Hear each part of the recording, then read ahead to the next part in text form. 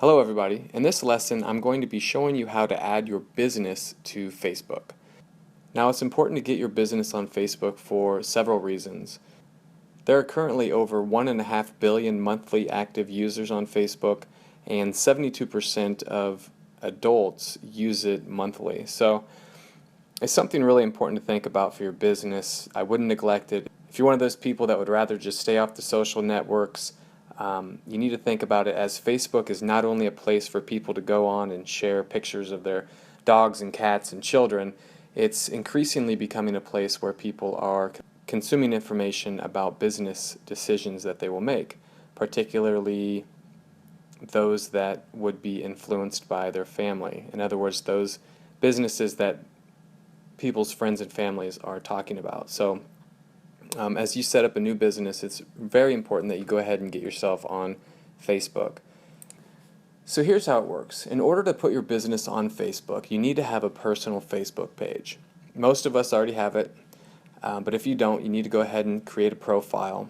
And the reason why, because this personal profile page will be used to manage any businesses that you have. You have the option of adding multiple businesses to your profile, and from this point you can go ahead and manage your business. So the first step would be to go to your personal Facebook page. And up in the top right you see a little arrow. Go ahead and click on that, and then on the drop down go ahead and click on Create Page. Here you're going to see a list of different options. You're going to see local businesses, company, organization, etc. Go ahead and click on the local business or place. So I believe that most of you are probably going to fall in this category. If you are a service-oriented company in a specific region, and the example that I'm going to give here is going to be an insurance agency. From this point you will go ahead and choose a category. If you don't see yours listed, don't worry about it. I would say just choose the one that is closest to what you believe your business is. So for example, here there's nothing for insurance agency, so I'm going to go ahead and click on professional services down here. After you click on professional services, it will give you the option to add additional information afterwards that's more specific about your industry. So after you chose the category, go ahead and put the name of the business in there. For me, it's Rocket Academy Insurance.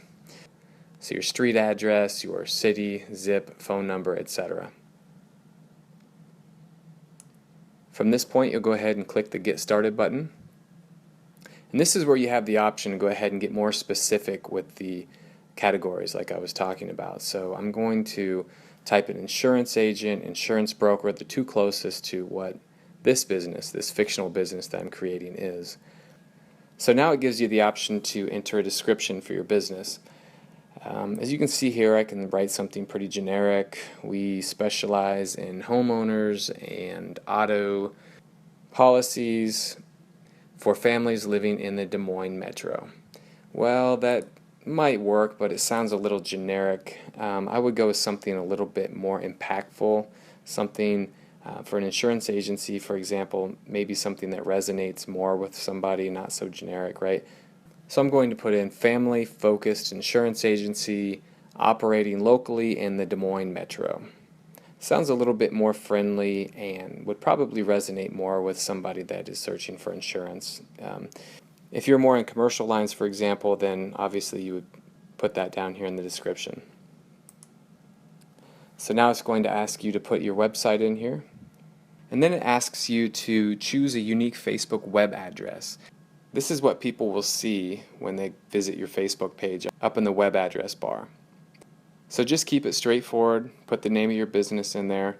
If you have a very long business name, you might consider shortening it just in case you need to give your Facebook page out to somebody and you don't want to make it extremely difficult for them to type it in if they ever need to. And then it will ask you if it's a real establishment and if you are the authorized and official representative of the establishment. Go ahead and click yes on those. Obviously, I'm fibbing here for the example. And then it's going to ask you for a profile picture. The best idea here is to go ahead and put your company logo in there. I happen to have one here for Rocket Academy Insurance. Not the best looking thing, but it will work. And you can see here when I uploaded it, because it was a rectangular image, so it went ahead and automatically cropped it for me, so it doesn't look like it fits properly in the window. And the reason this happens is because Facebook displays the profile picture at 160 by 160 pixels. In other words, it's a square image, and any rectangular images will be cropped to fit the square display area. The best thing to do here is get a logo that fits within a square, so don't be the people that forget to fix it and it crops off part of your logo. So I'm going to go ahead and upload a better image here. Afterwards, go ahead and push next, and then it's going to ask you to add it to your favorites. Go ahead and do so. I'm going to skip that option here because it's a fake profile.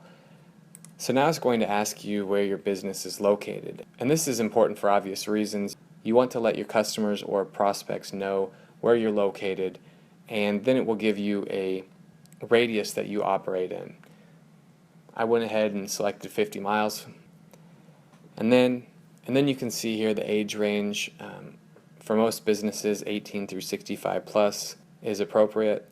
And the gender, most will probably pick all here.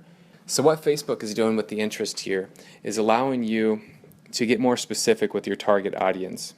Depending on the type of business that you have, this could be great to focus on people with interests that your business caters to. So for example, if you're a veterinarian, you will probably put animals, dogs, cats, etc. If you're an insurance agency, I went ahead and selected family and friendship and business, entrepreneurship for commercial, for example.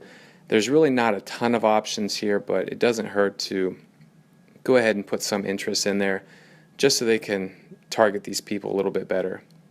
And I wouldn't worry here. Facebook isn't going to only send information or allow your Facebook page to be accessed by people that meet this criteria.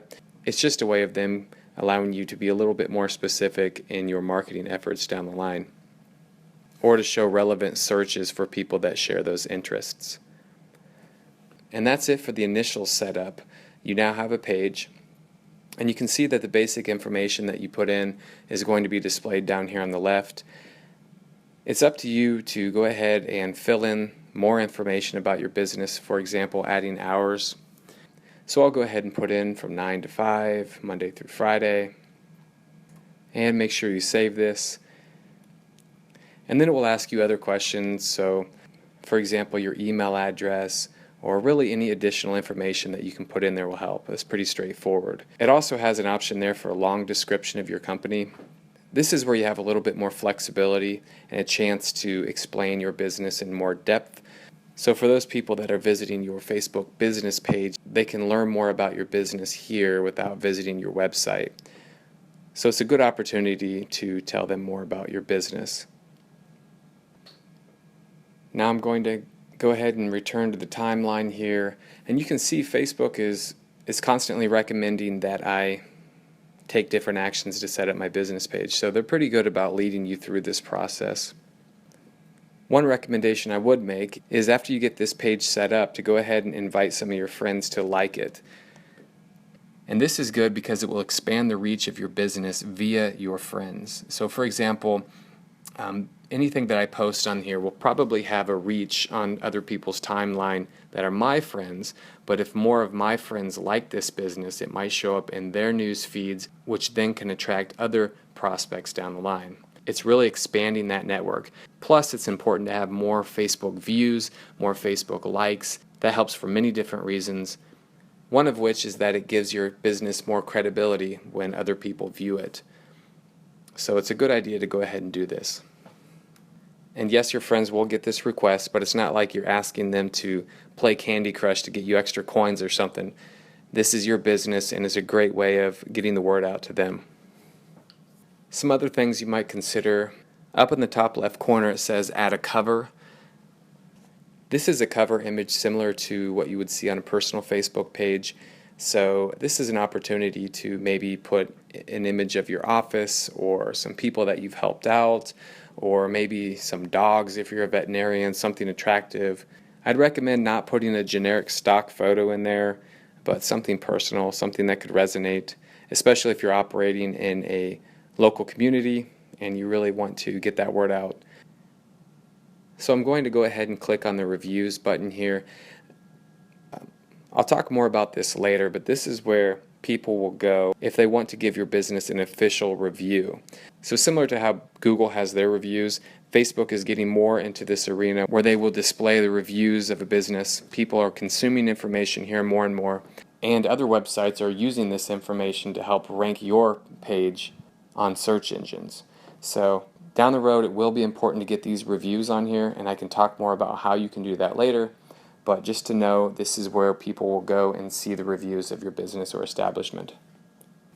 And then again, up here in the top right hand corner, this is where you'll click to view all the different pages that you manage. So when you log into your personal Facebook page, anytime you click up here in the top right hand corner, you can view your business profile by clicking on it right there. You can also get to it directly from the vanity URL that I discussed earlier.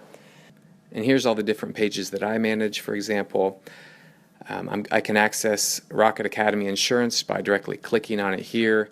This is where you get back to your page. You can add content directly to it from here. This is really where you're going to manage everything on your page. And speaking of that, if you're not the only person that you want in control of your Facebook page, so for example, if you set up the profile, but you have other people in your office that you want to give access to adding content, for example, or changing any information on the page, you can access that by clicking on the settings button in the top right hand corner, and from here go ahead and click on page roles on the left hand side. And then if you want to add someone else, you type their name in this bar here. It's a good idea to have them as a Facebook friend. If you don't, then you can enter their email address, for example. And you have the option to set them as an administrator, an editor, a moderator, etc., based on the privileges that you want to give them for this page. My recommendation would be to set yourself as the administrator and then give anyone else in your office access to, as an editor, so that they can contribute content but not ultimately have control of the page.